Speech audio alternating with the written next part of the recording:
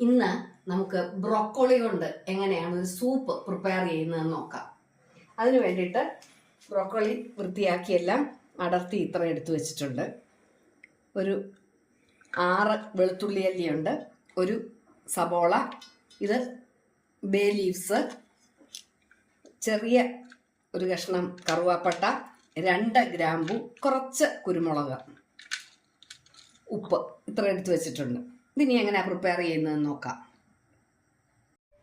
ഒരു പാൻ സ്റ്റൗവിൽ വെച്ച് നമ്മൾ സ്റ്റൗ ഓൺ ആക്കി കൊടുക്കുന്നു. അതിനകത്തേക്ക് ഒരു സ്പൂൺ നെയ്യ് ഒഴിക്കുന്നു. വെളുത്തുള്ളി അരിഞ്ഞ് ചേർത്ത് കൊടുക്കുന്നു.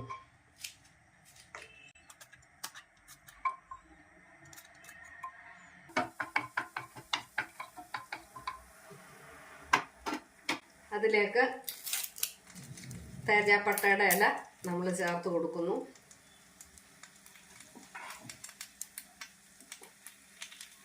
ഒരു കഷ്ണം പട്ട, കറുവാപ്പട്ട, 2 ഗ്രാമ്പു, 3-4 കുരുമുളക്, സബോള മുറിച്ചത് ചേർത്ത് കൊടുക്കാം.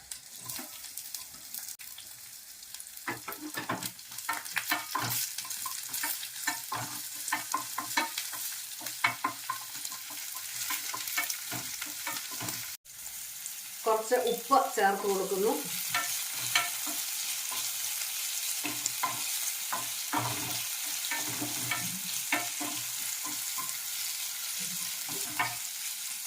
ഇതിലേക്ക് നമ്മുടെ ബ്രോക്കോളി അരിഞ്ഞത് ചേർത്ത് കൊടുക്കാം.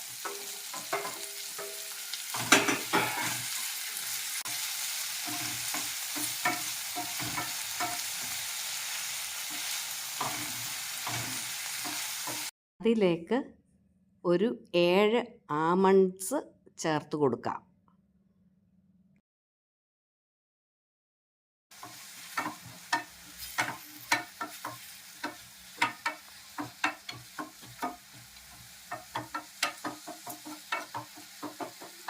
ഒരു കപ്പ് വെള്ളം ചേർക്കുന്നു.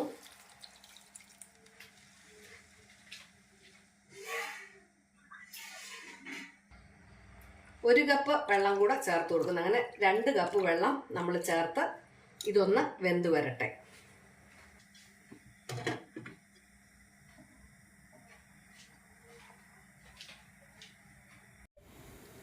നമുക്കൊന്ന് തുറന്നു നോക്കാം.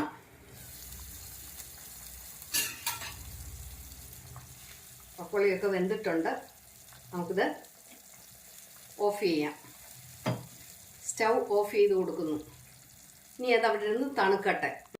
നമ്മൾ തണുത്ത് വെച്ചിരിക്കുന്ന ബ്രോക്കോളി കൂട്ടും മിക്സിക്കകത്തേക്ക് ഇട്ട് കൊടുക്കും.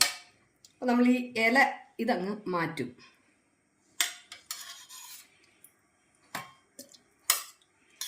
ഇല മാത്രം മാറ്റി കൊടുക്കും.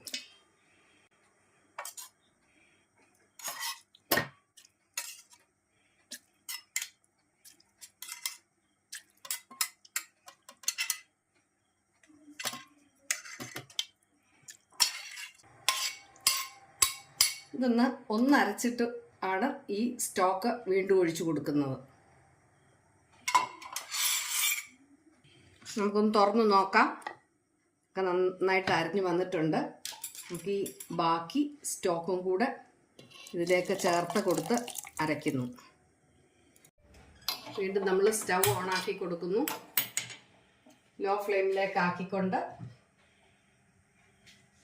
നമ്മൾ ഈ അരച്ചു വെച്ച ബ്രോക്കോളി സൂപ്പിൻ്റെ ഇത് ചേർത്ത് കൊടുക്കാം.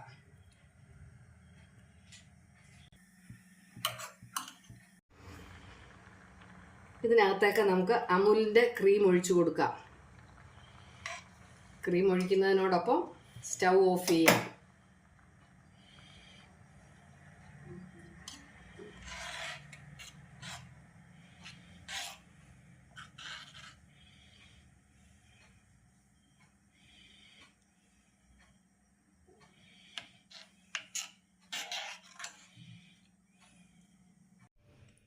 നമ്മുടെ സൂപ്പ് സെർവ് ചെയ്യുമ്പോൾ അതിനകത്തേക്ക് കുരുമുളക്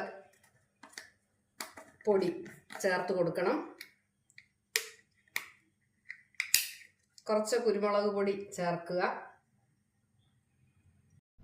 കുറച്ച് ആമണ്ട്സ് അരിഞ്ഞത് ചേർത്ത് സെർവ് ചെയ്യാം.